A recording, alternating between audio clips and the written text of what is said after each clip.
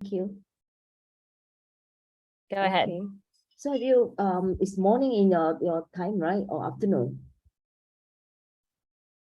Good afternoon, everyone. And good Afternoon, day. Ma. Yeah, thank you. Thank you. I'm going to present a talk entitled Public Awareness and Empowerment in Marine Biodiversity Protection.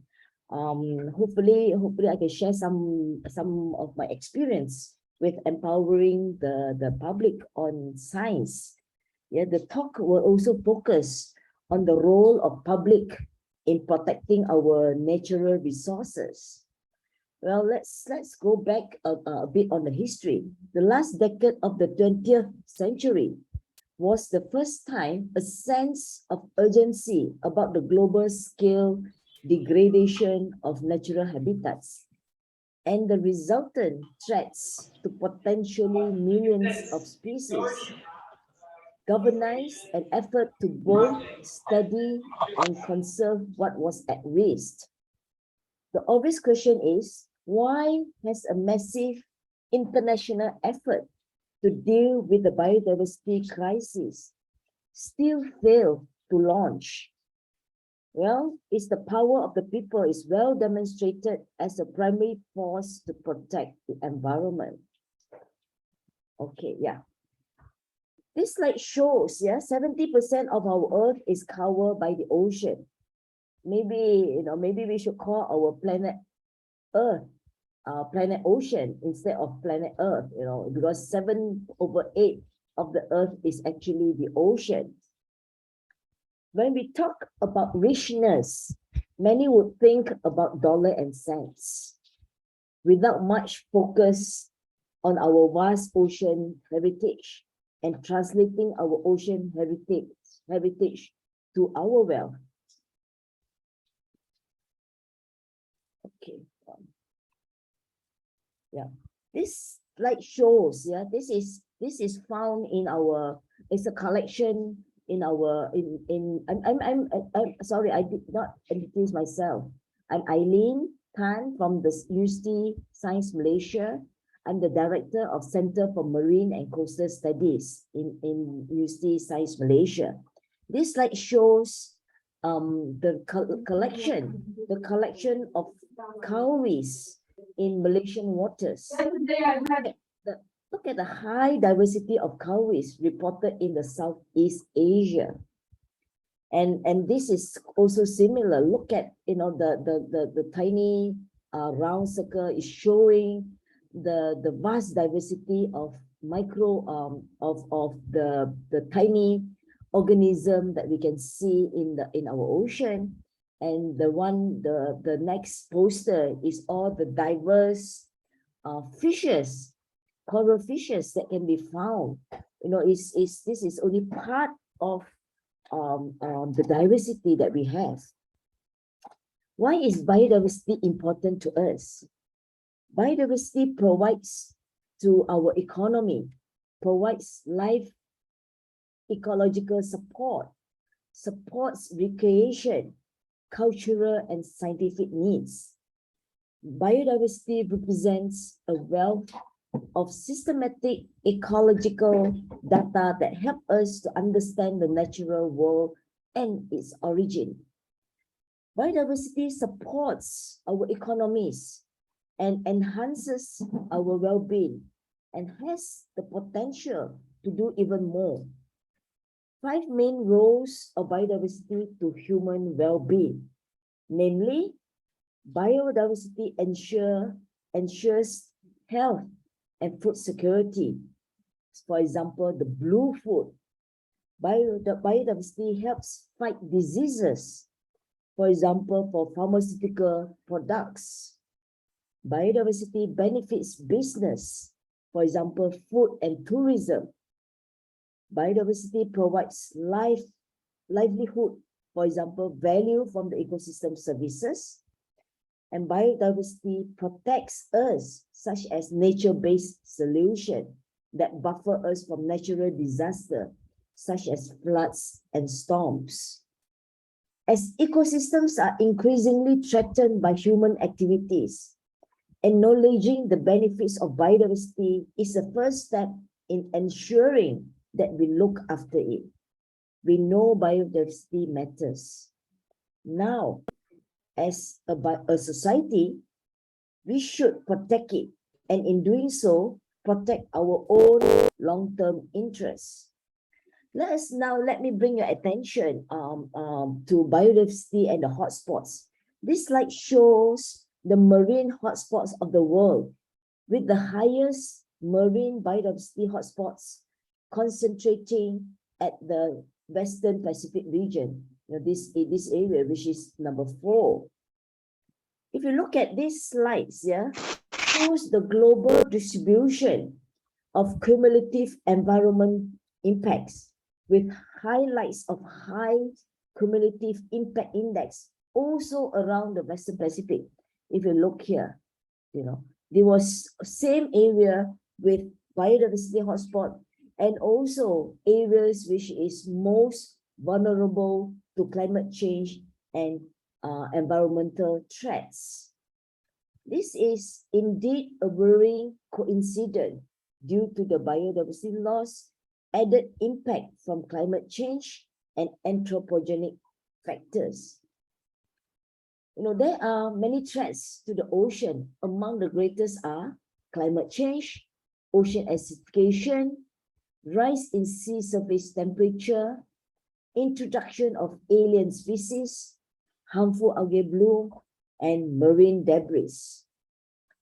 Our ocean is changing and will continue to change. Our ocean's past was filled with abundance of resources. If you look at the top 2 photos, show that it's lots and lots of fish in the wild. There were many huge fishes to be harvested in our ocean past. Our ocean's present is under many threats now. And if we are not responsible to play our role to protect our ocean, the future of the ocean will be very challenging. Our ocean is now filled with pollution. If you look at the bottom photo here, be it land discharge pollution or marine litter pollution, especially plastic pollution. If we do not take action now to protect and conserve our ocean's future will be filled with bare habitats without life, and there will be more fishing vessels in the ocean than fish for all. This slide shows, there is another, This slide shows our ocean is now getting hot, sour, and breathless in layman terms, meaning that the sea surface temperature is getting hotter and hotter over the years. It is also getting sour due to the decrease in pH and getting more acidic due to the excesses of carbon dioxide in the atmosphere dissolving into the ocean. Our ocean is also getting breathless due to the increasing global temperatures, eutrophication, excessive nutrients, all leading to lack of oxygen. These are all challenges and threats to our ocean that our ocean is facing. With the continuous impacts of environmental change, we may lose our varieties of sushi for those who love sushi. Now we are still able to enjoy many varieties of sushi, but in the near future, we may just have salmon or tuna sushi, a huge drop in varieties if we are losing the ocean resources. The photos below, if you look at all the 2 photos below, are showing the degradation of our marine habitats and shellfish losing its shells due to ocean acidification. Here is just a brief summary of what is happening to our ocean. 70% of our planet is ocean, yet 93% of fisheries are fully fished or overfished. Every 60 seconds, truckloads of plastic enters the ocean. 90% of our coral reefs are projected to die by year 2050. Only 5.3% of our ocean is currently protected. We need to do something, Biodiversity is critically important to our health to our safety, and probably to our business and livelihood. But biodiversity, the diversity within species, between species, between species, and of ecosystem is declining globally, faster than at any other time in human history. This slide shows the primary drivers of biodiversity loss, which includes habitat loss, invasive species, overexploitation, pollution, and climate change associated with global warming. The influences are human population growth, increasing consumption, and reduced resource efficiency. To engage people in environmental issues such as biodiversity crisis, one has to be inspired a connection with nature. That linkage should be built from a clear and compelling message from the importance of biodiversity and what we risk in depleting it. I would like to quote what Sir David Attenborough, the famous naturalist, has mentioned. No one will protect what they don't care about, and no one will care about what they have never experienced. In this study done by Monitor of Environment, Monitor of Engagement with the Natural Environment, many in year 2018 and 2019, the survey found that around 90% of the adults in UK do understand and concern about natural environment, but only 4 to 10% are truly involved in conservation actions. I believe this statistics is applicable and similar to many countries that most of us know about the natural environment, but only a small fraction of us are truly involved in conservation actions. This is a reflection of the value action gap, showing the gap between what people say and what people do. A simple example is, ask yourself, we do lots of beach cleanup in big groups, but when we see a piece of tissue on the ground at the parking lot or along the path that we are walking, ask ourselves, how often do we pick it up and throw in proper place? We have to ask ourselves, are we really doing what we should be doing when there is nobody looking? That is a question we have to ask ourselves when it comes to walking the talk. What is our vision for marine biodiversity? We want broken ecosystem restored, missing biodiversity to be returned. We want people to benefit from a healthy ocean. We need more people on nature's side and more space for biodiversity to thrive. There are three main delivery strategies: do it ourselves, guide and support others, influence change, and inspire action. In general, many of us know what are the right things to do. But again, commonly, people want to fit in what most people do and what should be done. Because if we were to do it alone, most probably we might not be so aggressive compared to if we were to do it together. So we need social influencer to empower the public for the protection of biodiversity, to create sustainable behavior. And sustainable behavior will lead to sustainable change. So to empower the public, we need to discuss issues that are impacting their livelihood. We need to empower the public to take action and to take charge.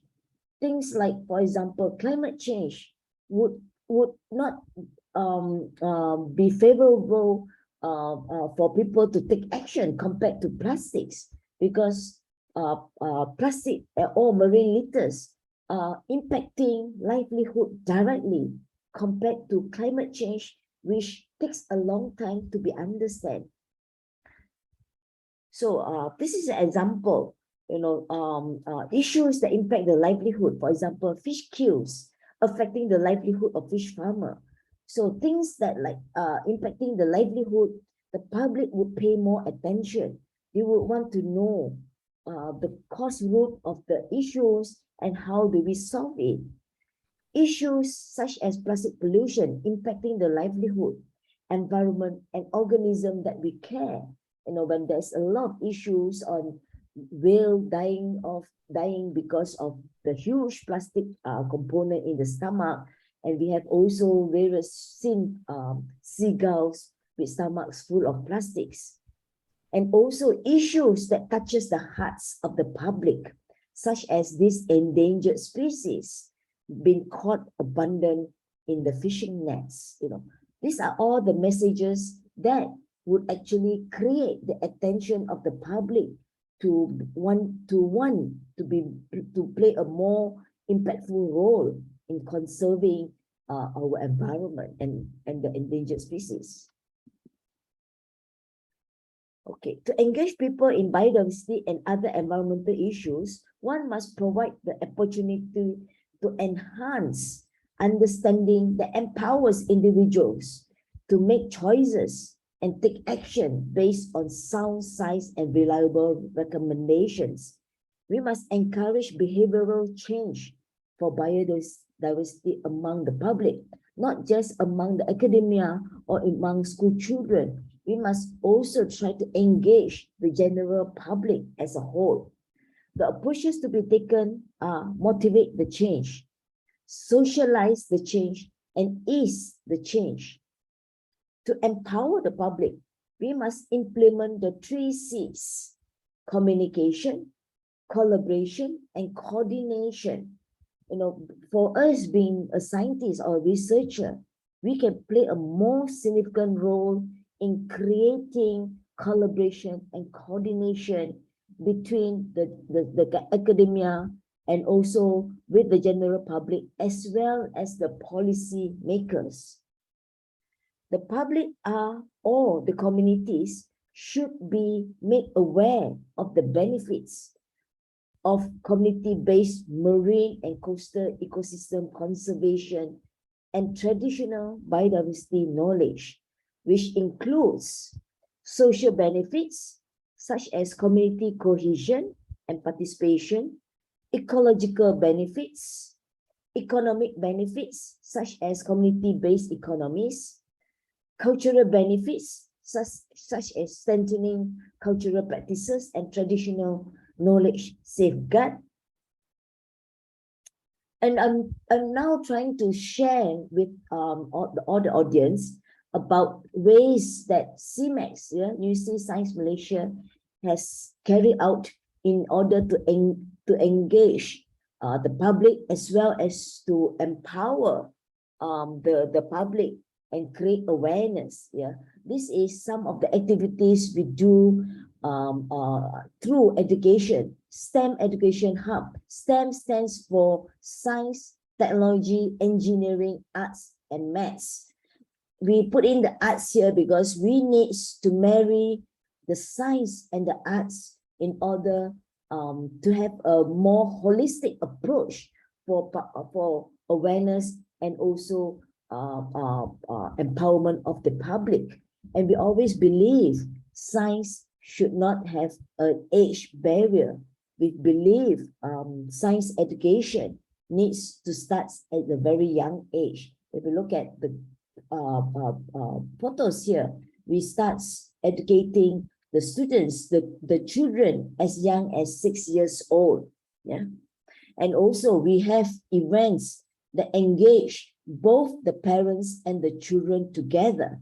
So that would help the children to be more, to create the passion among them, that they can actually have the encouragement from the parents as well. And also empowering through public awareness and involvement. We should look into creating more citizen science activities with the public, such as getting school children involved in collecting reliable data for management and decision making. And then through citizen science and also involving public professional partnerships would allow people of all ages an opportunity to participate in real scientific research and to interact with scientists in the process. Tomorrow, I've invited a panel to talk more about citizen science and how and the approach that we use to engage students of all ages to be citizen scientists. Yeah, and also empowerment on conservation of biodiversity can be done through stories. I remember my student once told me that now she will understand why is it important to protect our coral reef after watching the show Finding Nemo. Yeah. In recent years, with our hectic lifestyle, people, or in general, students, the public are reading less and less, but are more engaged with social media. The media has an important role to play to disseminate the awareness message to the public. The public can remember better about conservation of biodiversity and other issues better through stories, cartoons, like what been shown in this slide, or infographic information, or comics, and more impactful if messages will be shared through short videos. I'm sure all of you are more keen to look at videos, for example, YouTube or TikTok. So there are many things that we do not know about our vast oceans. We must provide and enhance the understanding of biodiversity and its degrading in a way that empowers people to make choices and take action based on sound science and reliable recommendations. We need to involve our youth to play a more active role in protection of our marine biodiversity. I would like to quote this quote by one of my students, undergraduate students, third year oceanographic students. She quote, "The scariest part about the ocean isn't the presence of sharks anymore. It is the presence of rubbish and pollutants that harm the ocean." Another quote by another student of mine, "The environment and its wealth are just a loan from our future generations to us. They owe us nothing, but we owe them a well-kept environment and a pollution-free sea." I would like to bring your attention, I wish, that the youth, I'm sure all of you are categorized as youth, would be more involved and play a more significant role in protecting our environment to secure the health of our ocean. So as I would like to look at as to make this awareness, the journey of educating and creating awareness is a long one and is filled with many challenges. It requires commitment and cooperation from all. It's not an easy journey, but we have to start somewhere. And even though we are not able to do drastic changes, but every tiny steps that we make counts. As a closing remark before we go into discussion, I would like to bring your attention again into another quote by Sir David Attenborough. "It is surely our responsibility to do everything within our power to create a planet that provides a home, not just for us, but for all lives on Earth." Yeah. The take-home message is, we believe that when it comes to biodiversity, we are all stakeholders and we are all have a responsibility to do our part for our shared future. So with that, I would like to thank all for your kind attention. So let me stop sharing and hope that we can have some discussion. Yeah, back to you, Paige, or whoever has any discussion or you have any questions that you would like to ask, we can have a discussion now. Yeah. Thank you. Thanks, Aileen. That was a really wonderful presentation. Thank you. I will leave the floor to you and others. If there are Yes, any here please. who want to chime Yeah, I in. mean, we can have some experience sharing, or what you like to do, because one of the message that I would like to encourage all of you to play a more significant role also, besides doing your science and doing research. I would like to urge all of you to look into how can you contribute back to the community, or how do you make a significant difference, because the issue that we have been discussing, the issue that is currently now in hot debate is how can the scientists or research findings be used to solve, be used as a solution to solve issues. A lot of time our research stays in publication. It does not actually put into action, or it does not translate to policies or real solutions for issues that been faced pertaining to environmental issues. I would like to hear your thoughts in this matter. How would you wish, maybe 10 years or 5 years down the road, when you all have gained more recognition in your own field, how do you wish that you would like to share? Can I go, can I ask, I'm asking randomly on see the names on my screen, yeah? Maybe I call upon Elijah. Elijah, you want to give your thoughts on this? All right, thank you very much for the presentation and for the lecture. I just want to, let me say, like a contribution to what you've presented. I think the very first approach I'm going to give to that is trying to take the grassroots are very important.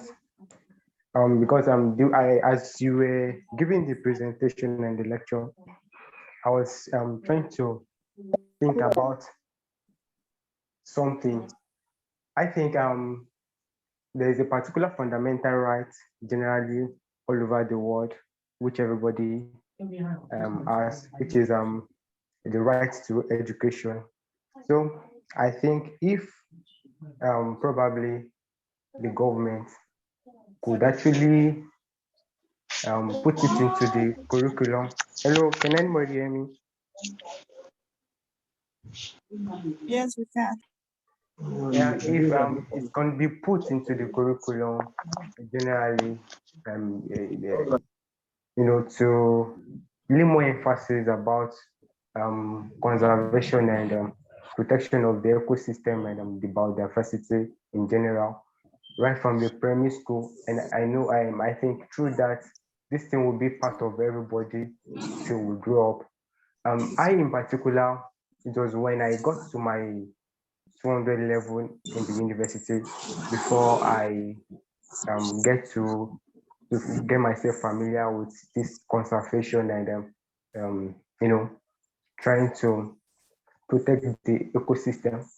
So along the line, if I gain famous in my career, I think I will try as much as possible, to make sure in Nigeria in particular that the government put this into the curriculum right from the primary school, so that this thing will be part of us generally. Thank you. I think, yeah, thank you, Elijah. I think that is good. Please do reach out for us, because for Malaysian education system, we do have already incorporating biodiversity protection and conservation in the syllabus. maybe I can actually share some of the syllabus with you in order for you to have a look and move forward with it. Thank you, Eliza. Yes, I All have a right, thank you, hands up. ma'am. Yeah, thank you. I have a hands up by Tulivani. Tulivani, please. Good afternoon, Ma. Yeah, good afternoon. Thank you very much for the presentation. You're I most would just like to welcome. add and also ask a question. For me, I'll say it's better it starts from like a community-based management system, because the communities will be like the easiest, like, and the most accessible people to the. Yeah, I think, yeah, because I will share the slides, because in one of the slides, I did show is the community-based education. So that you can have a look at it and compare notes and see how best you can apply that into your community.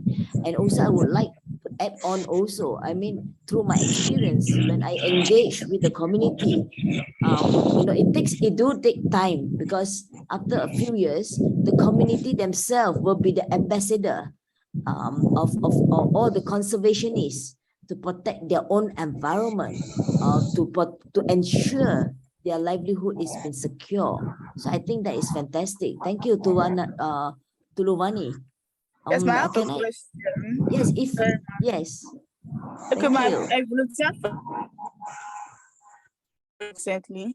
Went for like a community engagement project, and we did a cleanup. But then we also noticed that when we're interviewing the people living in the community, we got to understand that they are not a major, they don't majorly fish from the ocean. So like it's people from like other places, trawlers, that come to the ocean in the area and like do a lot of fishing and like mess up the environment. And like there are no policies that are helping the community to actually protect the ocean. So now for us, we are a couple of students that went for the project. Now there's a bridge between what we've done and also the engagement we've given to the community, and also the work of the government in implementing policies to help the community protect the ocean. So like for us that are students, what can we do? Because we have limited access to the government and people that are into advocacy. So what can we do? As far we have done our little part, but we also know that beyond the community engagement, there is the need for the government to implement some policies to help the community protect the ocean. Yeah, I think you have raised up a very, very challenging issue. How do we convince the policymaker in making some rules and regulation in protecting the environment? By starting from the bottom up approach with the community. Once you have success stories, for example, you have a demonstration site, and you educate the community in the demonstration site and make things happen, make changes, make significant difference in terms of balancing the environment, balancing environment with the economy and livelihood, in line with the 3 pillars of sustainability, which is the people, profit, and also planet. Once you have a success story, I'm sure that the government, the local government would open their eyes and would come in and want to actually make that a model to be implemented to other communities. This effort, I've gone through it. It's not an easy effort. It takes years, but once you have created a success story, then it's easier to get the buy-in, the support from the local government, and then slowly it will extend to the bigger, to your whole, to the country itself. So I hope things will not happen fast, but we need persistency. We need perseverance to engage with the community themselves. Yeah, thank you to Lavani for your comments. Can I invite iPhone? Is it how do you pronounce it? I'm sorry, because I see that you have your mic on. Ifon on Otajos. Ifon, yes, Ifon. Yeah, it's true that the problem that we are having is from the bottom. If you can capture the bottom policymakers, that is the local government, I think that it's going to go up, because the way fisheries is taking place in our local waters is very alarming, and there are no policies at all. Even any those policies that are available, they are not stringent.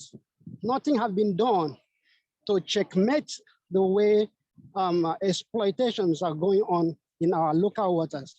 So I agree with the fact that if we go ahead to meet the local government chairman and other people that are related to policy making, with that, if we capture the local areas, then the state and the flow will go up to the national level.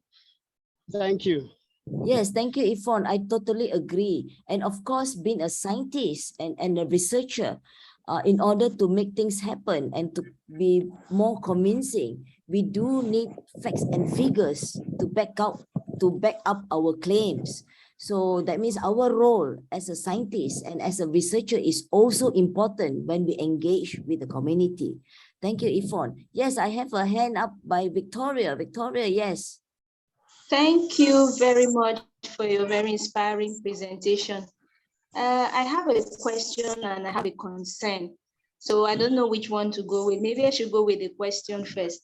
Now, how can we preserve our natural biodiversity in view of the present day climate change, which of course we know goes hand in hand with urbanization, and urbanization has increased consumption of many natural resources. So that's my first question. Then the other concern I have is, I know we have a lot to do, a lot of role to play, especially in the grassroots communities. Like I'm from a coastal city, I live in a coastal city here in Nigeria, and we are still faced with things like indiscriminate waste dumping into water bodies, which of course can affect our biodiversity. So I don't know how we can curb this, because it's really a problem. Thank you. Thank you, Victoria. You actually touch all the important issues that that some of the developed country once face. It is indeed very challenging, especially for developing countries. We have to balance infrastructure development and at the same time protecting the environment. Of course, it's easier for the developed countries to say you do not reclaim, you do not cut down the forest, because they have developed most of the infrastructure. But for country like yours and like mine, we still need to have development happening in order for us to be upgraded to a developed country. So when this comes, the challenge is we need to actually educate as well as put a lot of emphasis on monitoring and enforcement. For example, trawlers or reclamation, or you want to do aquaculture, inland aquaculture, you might need to clear some land. As long as there is monitoring and enforcement, that I'm sure, when we need to develop an area, environmental impact assessment need to be done. The EIA should not look good only on paper, but it must be followed through with monitoring and enforcement, that all the do and don'ts is being followed according to whatever stated in the document of the EIA. So that is something is a challenge, you know, getting the enforcer to enforce and to monitor. You know, even Malaysia, we are still facing the challenge, but that is something we should believe in. And of course, based on your second question, is educating the community is not easy, because they, you know, I've been asked a question. I've been asked a question for all of us to ponder. We scientists keep on saying, protect the environment, do not overharvest the fish in the wild.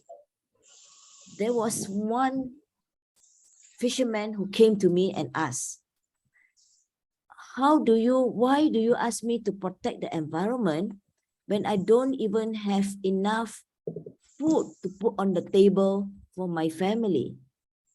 So I would like to seek, you know, as a scientist, of course, we always talk about protection of environment, but we must also listen and understand the needs of the local community. We need to create the balance of protection of the environment as well as providing a livelihood to the community. That is the challenge the scientist or even the policymaker has to make.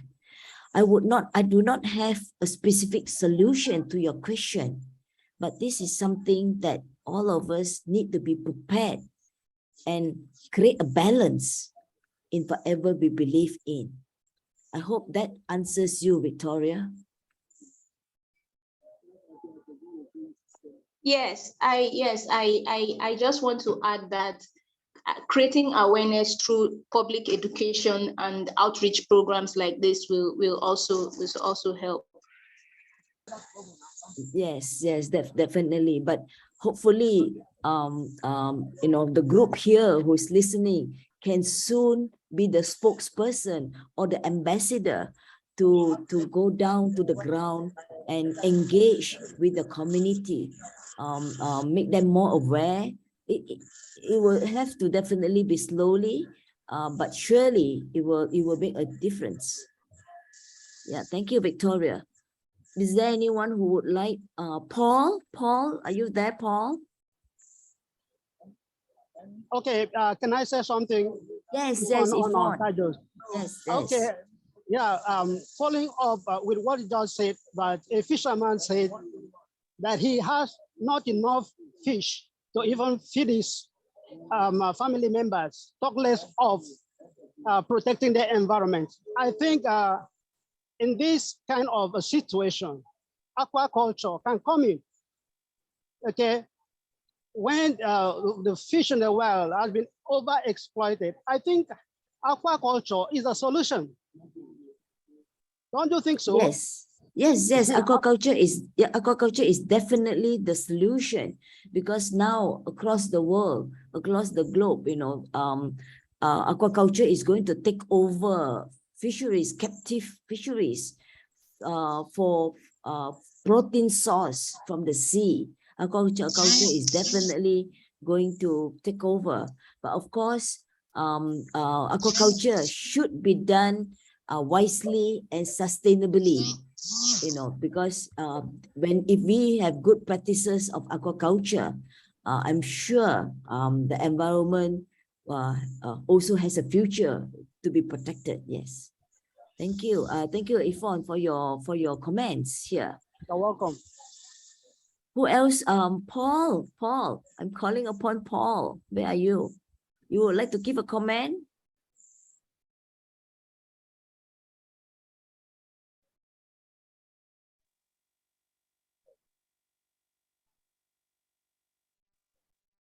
Yes, Paul. Or who wants? We have about 6 minutes left. Anyone who would let me call upon? Sarah.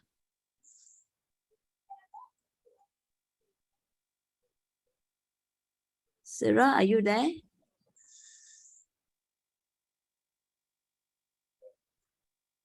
Yes, Paul. Okay, thank you, Paul. Good afternoon. Oh, Sarah first. Okay, sorry. Okay. Sarah, yes, good afternoon, Sarah. Good everyone, and thank you for your lecture. Although I'm not a biodiversity person, but my little experience and exposure in the climate change field space has exposed me a little to the concerns of biodiversity. Now, I've learned a lot from your lecture, and I've learned a lot from what everybody has said. And one key thing is that we should all know that the climate, I mean, the earth is our own, and we should all take responsibility for caring for the earth. That's just what I want to add to it. Thank you. Thank you, Sarah. Very good. Paul, yes, Paul.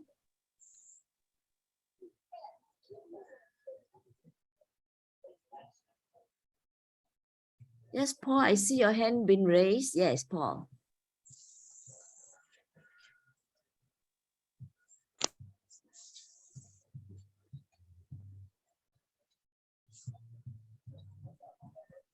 Paul? Okay, let's go to Joel. Joel, I see you on your video.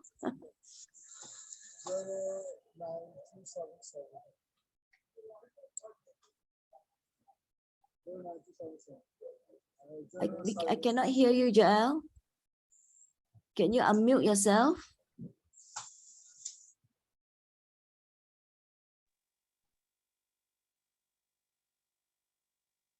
Joel?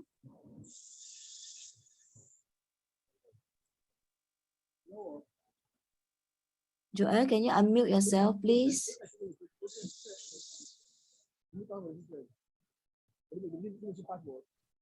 I couldn't hear you, Joel, so sorry. Can you unmute yourself?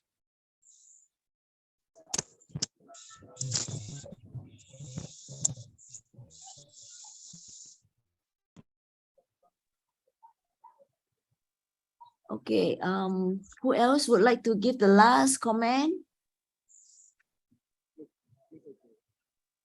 You, Wendy? You have just joined, but I see that you have your speaker on. Okay. The last comment? Yes, please. You have just joined.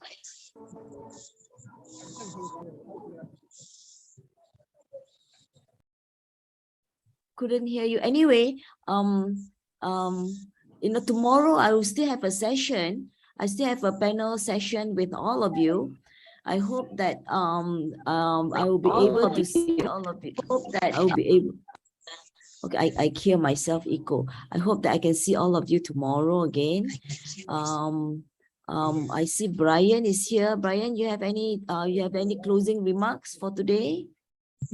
Well, I apologize for missing most of your presentation. We have an online school and a hybrid school, and I also had a Zoom meeting with people back in the US. But I'm here in Nigeria now. It's going well, and I thank you for presenting, Aileen, and Paige and Wynn for doing a lot of the work to set up the online schedule. I think Osley too. And thanks to everyone for joining us. It's great. I'm glad we're still having some online participation in addition to the in-person.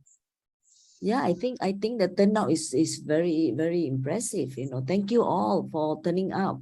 Hope to see most of you tomorrow if possible.